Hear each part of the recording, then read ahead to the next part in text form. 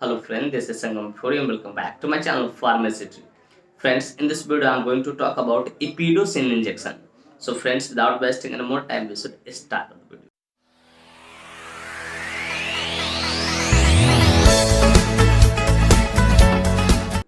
Friends, video को शुरू करने से पहले कुछ बातें मैं यहाँ पे शेयर करना चाहूँगा जो कि आपके लिए एक तरह से वार्निंग है। फ्रेंड्स, यह वीडियो सिर्फ जानकारी के उद्देश्य से बनाया है। इस वीडियो को देखने के बाद कोई भी इंजेक्शन आप खुद से ना लें, कतई सेल्फ मेडिकेशन ना करें। Friends, actually don't support self medication at all. So before using और taking any injection you must consult your doctor. ये कोई भी इंजेक्शन इस्तेमाल करने से पहले आप अपने डॉक्टर से जरूर कंसल्ट करें। तो फ्रेंड्स, चलिए वीडियो की शुरुआत करते हैं। फ्रेंड्स, आज का हमारा टॉपिक है इपीडोसिन इंजेक्शन। फ्रेंड्स, इपीडोसिन इंजेक्शन एक बहुत ही शानदार, बहुत ही प्रचलित इंजेक्शन है जिसका इस्तेमाल गायनी डॉक्टर द्वारा ड्यूरिंग प्रेगनेंसी या प्रेग्नेंट लेडी में किया जाता है। इसका इस्तेमाल ज्यादातर जो आप देखेंगे वो गायनी डॉक्टर द्वारा ही, गायनेकोलॉजिस्ट जो भी होते हैं लेडी, ठीक है, उसके द्वारा ही इस्तेमाल किया जाता है। किस पे? ड्यूरिंग प्रेगनेंसी या प्रेग्नेंट लेडी में इसका इस्तेमाल किया जाता है। गायनी डॉक्टर, ये समझो एक तरह से गायनी का ही प्रोडक्ट है, एक बात को समझ लीजिए आप। तो फ्रेंड्स, मैं उम्मीद करता हूँ ये बात आपको अच्छे से समझ में आ गई होगी। फ्रेंड्स, यह इंजेक्शन एंटीएस्पाज्मोटिक कैटेगरी से बिलोंग करता है। जाहिर सी बात, हमने इस टर्म का इस्तेमाल किया है। मेरे व्यूअर्स पूछेंगे sir what is the exact meaning of antispasmodic category. तो डियर व्यूअर्स, कोई भी वैसा मेडिसिन और इंजेक्शन जिसमें जो क्या करे, हमारे स्मूथ मसल को रिलैक्स करने का काम करे। स्मूथ मसल क्या होता है? हमारा स्मूथ मसल होता है लिवर, किडनी, ठीक है, ब्लैडर, यूरेटर, इसका क्या स्मूथ मसल है। मतलब हमारे पेट के अंदर का जो ऑर्गन होता है ना जी, उसको हम लोग बोलते हैं स्मूथ मसल बोलते हैं, ठीक है। तो हमारे जो स्मूथ मसल होते हैं उसको ठीक करने का ये काम करता है, उसको रिलैक्स करने का काम करता है, उसमें अगर दर्द हो तो उसको ठीक करने का काम करता है। तो डियर व्यूअर्स, मैं उम्मीद करता हूँ कि ये बातें आपको अच्छे से समझ में कि इस एंटीएस्पाज्मोटिक कैटेगरी का अर्थ क्या होता है। फ्रेंड्स, कभी कभी इसको लोग एंटीकोलिनर्जिक कैटेगरी का भी मेडिसिन या इंजेक्शन बोल देते हैं, क्योंकि कारण ये है कि ये पेन के सिग्नल को क्या करता है, स्टॉप करता है। और एंटीएस्पाज्मोटिक में भी वही होता है ऑलमोस्ट। तो फ्रेंड्स, मैं उम्मीद करता हूँ ये बात आपको अच्छे से समझ में आ गई होगी। फ्रेंड्स, चलिए बात करना चाहें कौन सी कंपनी इसको मैन्युफैक्चर करती है, क्या इसके अंदर मॉलिक्यूल्स पाए जाते हैं, क्या इसके यूसेज होते हैं, क्या इसके कंट्राइंडिकेशंस होते हैं, क्या इसके साइड इफेक्ट्स होते हैं और क्या इसके डोज होते हैं। इन सारी बातों को हम लोग समझेंगे इस वीडियो में बहुत डिटेल से। Friends, I will make you understand each and everything in a very simple way. Friends, मैं यहाँ पे हर एक चीज़ों को बहुत शानदार तरीके से, बहुत सस्ता भरे तरीके से आपको समझाऊंगा। तो friends, first of all I would like to talk about which company manufactures it. सबसे पहले हम लोग ये बात करना चाहिए कौन सा कंपनी इस मेडिसिन को मैन्युफैक्चर करती है, कि ये जो मेडिसिन होता है, इंजेक्शन होता है, कौन सा कंपनी द्वारा मैन्युफैक्चर किया जाता है। तो फ्रेंड्स, इस इंजेक्शन को टीटीके फार्मास्यूटिकल इंडस्ट्री द्वारा मैन्युफैक्चर किया जाता है। Friends, this injection is basically manufactured by TTK pharmaceutical industry. Friends, इसके एक एम्पुल 1 ml की आती है। एक जो एम्पुल आप देखते हैं छोटा सा रहता है, ठीक है, उस 1 ml की आती है, जिसकी कीमत मार्केट में लगभग 27 से लेकर 30 रुपए के आसपास होती है, उतने में अवेलेबल हो जाती है। फ्रेंड्स, मैं उम्मीद करता हूँ कि ये बात आपको अच्छे से समझ में आ गई होगा कि कौन सी कंपनी इसको मैन्युफैक्चर करते हैं, इसका एक एम्पुल कितने ml की आती है और क्या इसका एस्टिमेटेड प्राइस होता है। फ्रेंड्स, हो सकता है brand to brand price vary कर सकता है, वो आप अपना देख लेना।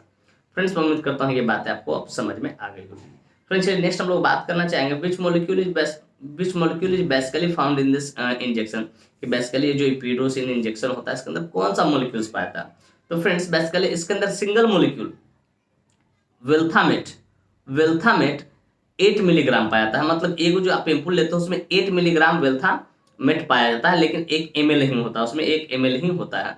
तो फ्रेंड्स, इसके अंदर सिंगल मॉलिक्यूल वेल्थामेट 8 मिलीग्राम पाया जाता है, जिसका इस्तेमाल सर्विक्स को डायलेट करने के लिए किया जाता है। जो सर्विक्स होती है, ठीक है, महिला को, उसको डायलेट करने के लिए इसका इस्तेमाल किया जाता है। फ्रेंड्स, उम्मीद करता हूँ कि ये बात आपको अच्छे से समझ में आ गई कि इसके अंदर कौन सा मॉलिक्यूल पाया जाता है। फ्रेंड्स, चलिए बात करना चाहेंगे इसके यूसेज के बारे में। फ्रेंड्स, बेसिकली इसका इस्तेमाल गायनी डॉक्टर द्वारा कहाँ कहाँ किया जाता है, कहाँ कहाँ लिया जाता है, इन सारी बातों पे हम लोग चर्चा करेंगे। तो फ्रेंड्स, नंबर 1 इसका यूसेज है डायलेशन ऑफ सर्विक्स। इसका इस्तेमाल सर्विक्स को डायलेट करने के लिए किया जाता है। सर्विक्स को डायलेट करने का, मान लीजिए किसी महिला का, ठीक है, बच्चे को जन्म देने वाला कोई महिला, चाइल्ड बर्थ है, ठीक है, चाइल्ड बर्थ, बच्चे को जन्म देने वाली हो, तो अगर सर्विक्स अगर डायलेट नहीं होगा तो नॉर्मल डिलीवरी नहीं होगा, इस बात को याद रखिएगा।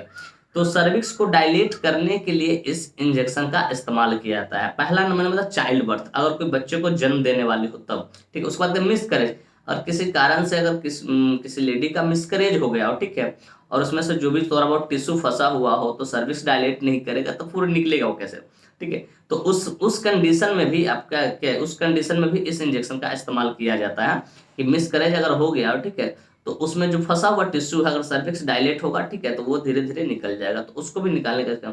फिर कहते हैं थ्रेटेंड अबॉर्शन, कि अगर कोई अबॉर्शन वगैरह हो गया हो, ठीक है, या अबॉर्शन हो गया, तो उसके अबॉर्शन करने के लिए मजबूरी में कोई कारण से कोई ऐसा रीजन रहा होगा, जेन्युइन रीजन रहा हो, इसका अबॉर्शन करना पड़े पेशेंट का, ठीक है, लेडी का, तो उस दरमियान भी इस इंजेक्शन का इस्तेमाल किया सर्विक्स को डायलेट करने के लिए। तो फ्रेंड्स बेसिकली इतने जगहों पे इसका इस्तेमाल किया जाता है सर्विक्स को डायलेट। मेन जो पर्पस होता है इसका इस्तेमाल सर्विक्स को डायलेट करने के लिए ही किया जाता है, कि अगर यूटेरस से कुछ निकालना हो, जैसे नॉर्मल डिलीवरी कराना हो, बच्चे को जन्म देना हो, चाहे मिसकरेज हो गया हो, चाहे मजबूरी में अबॉर्शन किसी को कराना पड़े, तो उसको उसको उस मोमेंट में क्या करते हैं, सर्विक्स को डायलेट करने के लिए इस इंजेक्शन का इस्तेमाल किया जाता है। तो सिंपली समझिए, इस इंजेक्शन का इस्तेमाल सर्विक्स को डायलेट करने के लिए किया जाता है, बस इतना समझिए आप, ठीक है। आप ज़्यादातर मैं जो देखता हूँ, जो प्रेग्नेंट लेडी होती है, टर्म्स पूरा हो जाता है 9 महीने का, तो उसके बाद इसको दिया जाता है ताकि सर्विक्स को डायलेट हो सके। तो फ्रेंड्स उम्मीद करता हूँ कि ये बात आपको अच्छे से समझ में आ गई है। फ्रेंड्स इसके अलावा इसमें एंटी स्पाज्मोडिक प्रॉपर्टीज भी होता है, जो मैंने बताया कि एंटी स्पाज्मोडिक मतलब क्या होता है, कि हमारे पेट दर्द जो होता है, ठीक है, पेट के अंदर का जो ऑर्गन होता है उसमें कोई दिक्कत हो तो उसको ठीक करने का काम करता है। जैसे मान लिया हमारे पेट का ऑर्गन है, जैसे आप कह सकते हो गॉल ब्लाडर पेन, ठीक है, किडनी पेन, ठीक है, किडनी पेन, इंटेस्टाइनल पेन, या आप पेल्विक पेन कह सकते हो, या ब्लाडर पेन कह सकते हो, अगर उसमें भी सब में दिक्कत है तो उसको भी ठीक करने के लिए इसका इस्तेमाल लेडी डॉक्टर द्वारा किया जाता है, गायनी द्वारा किया जाता है, लेकिन बहुत कम किया जाता है।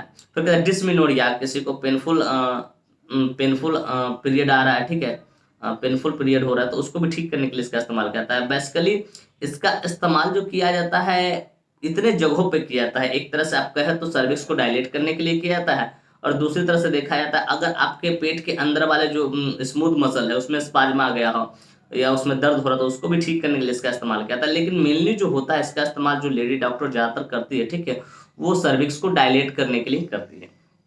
तो फ्रेंड्स मैं उम्मीद करता हूँ ये बातें आपको अच्छे से समझ में आ गया हो, इसका इस्तेमाल कब किया था। लेकिन एक बात और जानना जरूरी कि इस इंजेक्शन को आखिर लगाते कब है। सर्विक्स को डायलेट करने के लिए तो किया जाता है, लेकिन एटलीस्ट जो भी लेडी डॉक्टर होते हैं, अगर 2 फिंगर, ठीक है, यूटेरस का सर्विक्स का 2 फिंगर मुंह खुला रहे तभी दिया जाता है। अगर उससे पहले आप दे देंगे यूटेरस सर्विक्स क्या होगा, यूटेरस रैप्चर्ड हो जाएगा, वो फट जाएगा। इसलिए याद रखिए कि 2 फिंगर खुला रहे तभी दिया जा सकता है।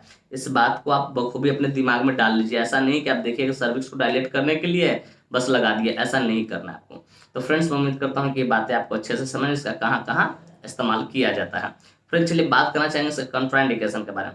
Friends without knowing contraindication we should never ever administer any medicine any injection to anyone, कि बिना कंट्राइंडिकेशन जाने कभी भी किसी को भी कोई भी मेडिसिन हो, इंजेक्शन है, आप उसे न लगाएं, वरना इसका परिणाम घातक हो सकता है। तो फ्रेंड्स नंबर 1 है ब्रेस्ट फीडिंग मदर की। अगर कोई महिला स्तनपान कराती है, ठीक है, अपने बच्चों को दूध पिलाती है, उसको आपको नहीं लगाना है। लीवर डिजीज और किडनी डिजीज, अगर कोई पेशेंट कोई लेडी लीवर डिजीज और किडनी डिजीज से सफर करे तो उसे भी आपको नहीं लगाना है बिना डॉक्टर से कंसल्ट किए। तो फ्रेंड्स बेसिकली इसके 3 ही कंट्राइंडिकेशन होते हैं। इस तरह कोई भी कंट्राइंडिकेशन देखे, हिस्ट्री मिले आपको, आप उस पेशेंट को इंजेक्ट नहीं कीजिएगा इस इंजेक्शन को। तो फ्रेंड्स मैं उम्मीद करता हूँ उसके कंट्राइंडिकेशन भी आपको बढ़िया से अच्छे से समझ में आ गए होंगे। फ्रेंड्स चलिए बात करना चाहें साइड इफेक्ट्स के बारे में। फ्रेंड्स हर मेडिसिन का, हर इंजेक्शन का थोड़ा बहुत कुछ ना कुछ साइड इफेक्ट्स होता ही है, ठीक उसी प्रकार इस इंजेक्शन का भी साइड इफेक्ट्स होता है, जो कि इस प्रकार है। नंबर 1 है ड्राई माउथ, आपका जो मुंह है वो सूखेगा। फिर इंक्रीज हार्ट रेट, आपका जो हार्ट का रिदम है, रेट है, ठीक है, तो उसको ये बढ़ा देगा। फिर कहते हैं ब्लड विजन, हो सके आपको आंखों से धुंधला धुंधला दिखाई दे। फिर कहते हैं कॉन्स्टिपेशन, हो सके आपको कॉन्स्टिपेशन हो सकता है। तो बेसिकली इसके 4 मेन जो साइड इफेक्ट्स है, यही 4 साइड इफेक्ट्स। इस तरह कोई भी साइड इफेक्ट्स देखिए आप तुरंत अपने डॉक्टर से कंसल्ट करें और उन्हें इन्फॉर्म करके सर मुझे इस तरह की परेशानी हो रही है, ठीक है, तो हो सके इसके जगह पर वो दूसरा अपना सोचेंगे क्या रिकमेंड करना है, क्या प्रिस्क्राइब करना है। फ्रेंड्स मैं उम्मीद करता हूँ इसके साइड इफेक्ट आपको बढ़िया से अच्छे से शानदार तरीके से समझ में आ गया। फ्रेंड्स चलिए बात करना चाहेंगे इसको डोज के बारे में। बेसिकली इसको डोज क्या होता है। तो फ्रेंड्स डोज हमेशा डिसाइड करता है कंडीशन क्या है, किस सिचुएशन में देना है, ठीक है, चाइल्ड बर्थ में देना है, या मिसकरेज के लिए देना है, या इंड्यूस्ड अबॉर्शन के लिए देना है, ठीक है, इस जैसे, या पेन किलर के तौर पे देना है, स्पाज्मोडिक कैटेगरी के तौर पे देना है, या अगर पेट के अंदर कोई दर्द है, ठीक है, जैसे हो सकता है किडनी का दर्द हो सकता है, फिर आपको ब्लाडर का दर्द हो सकता है, ठीक है, पेल्विक एरिया में पेन हो सकता है, तो उसको अगर तो वो डिसाइड हमेशा करता है कि कंडीशन क्या है, किस कंडीशन में देना है। तो ज़्यादातर तो मैंने बताया कि इसका इस्तेमाल सर्विक्स को डायलेट करने के लिए किया था। तो फ्रेंड्स अगर किसी को चाइल्ड बर्थ में करना है, ठीक है, तो चाइल्ड बर्थ में ज़्यादातर किया जाता है वो 4 एम्पुल, ठीक है, 4 एम्पुल को तोड़ के आईएम स्टेट से दिया जाता है। आईएम मसल में इसको इंट्रामस्कुलर दिया जाता है, वो ग्लूटन मसल में दिया जाता है, वो टॉप पे ग्लूटन मसल में दिया जाता है। और चाइल्ड बर्थ के लिए अगर ऐसे है तो उसके लिए हो सके 2 ही एम्पुल लेडी डॉक्टर इस्तेमाल करे, मिसकैरेज में 2 ही एम्पुल इस्तेमाल करे, फिर आपको हो सके इंड्यूस्ड अबॉर्शन में, ठीक है, उसमें 2 ही एम्पुल इस्तेमाल कर। लेकिन जो ज़्यादातर ये जो होता है, ठीक है, अगर कोई किसी का चाइल्ड बर्थ होने वाला हो, ठीक है, तो उस दरमियान उस लेडी को लगभग 4 एम्पुल दिया जाता है आईएम स्टेट से। तो फ्रेंड्स मैं उम्मीद करता हूँ कि इसके डोज भी आपको अच्छे से समझ में आ गए होंगे।